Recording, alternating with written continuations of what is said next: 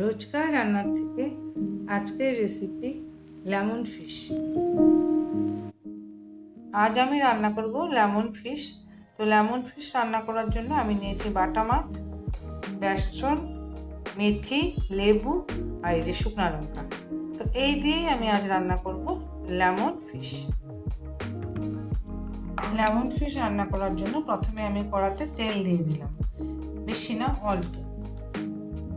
কড়াইটা গরম ছিল, তো তেলটা গরম হয়ে গেছে। এখন আমি মাছগুলি ভেজে নেব।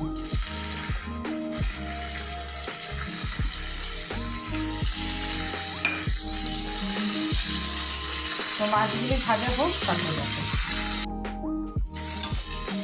এক পিস মাছ ভাজা হয়ে গেছে, তার উল্টে দিয়ে আসতে চাই। তো এইভাবে আমি মাছগুলি ভেজে ভেজে উঠিয়ে নেব।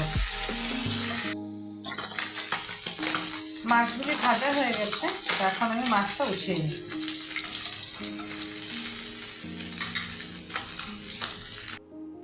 মাছগুলি ভাজার পর আমি মেথি ফোড়ন দিব। মেথি বেশ খানিকটা, আধা চামচের মতন মেথি লাগবে, একটু বেশি মেথি লাগবে। মেথিটা আমি দিয়ে দিলাম ফোড়নে। মেথিটা এখন ভালো করে ভাজা হোক, একদম কালো কালো করে পোড়া পোড়া মতন করে ভাজা হতে লাগবে। যে মেথিটা একদম পোড়ার মতন ভাজা হয়ে গেছে। এখন আমি মেথিটা রাখবো না, কারণ সেটাকে ফেলে দিব, কারণ এটা পোড়া হয়ে গেছে। তো তেলটা মেথির গন্ধ হয়েই গেছে।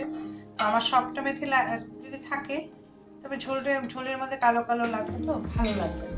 তাই আমি কিছু মেথি উঠিয়ে দিলাম, দিয়ে তবে শুকনো লঙ্কা ফোড়ন দিলাম।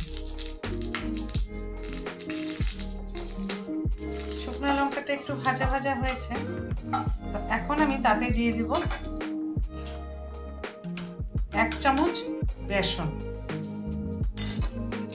বেসনটা একটু ভাজা হোক।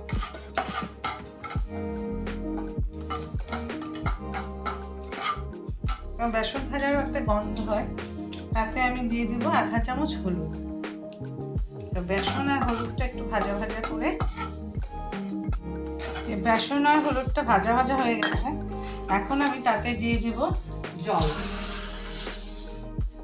1 বাটি পরিমাণ জল দিয়ে দিলাম। একটু ভালো করে ফুটুক, তারপরে আমি মাছগুলি দিব। এখন বসন্তকাল, তো এখন একটু বসন্তকালে একটু সেরকম লেমন ফিশ বা সাজনা তিতা খেলে ভালো। ছোটোর থেকে মারা বলে আসছে না। তো ঝোলটা এখন আমি এই ঝোলটার মধ্যে দিয়ে দিব মোটামুটি 2 চামচের মতন লেবুর রস, আর তাতে দিয়ে দিব স্বাদ মতন নুন আর স্বাদ মতন চিনি, যে যেমন মিষ্টি খায়। তো এই স্বাদ মতন নুন আর চিনিটা দিয়ে আমি মাছ ঝোলটাকে ফুটতে দিই, তারপরে মাছটা দিব। ভালো করে ফুটুক। তারপরে যে মাছটা ঝোলটা ভালো করে ফুটে গেছে, এখন আমি তাতে দিয়ে দিব মাছগুলি।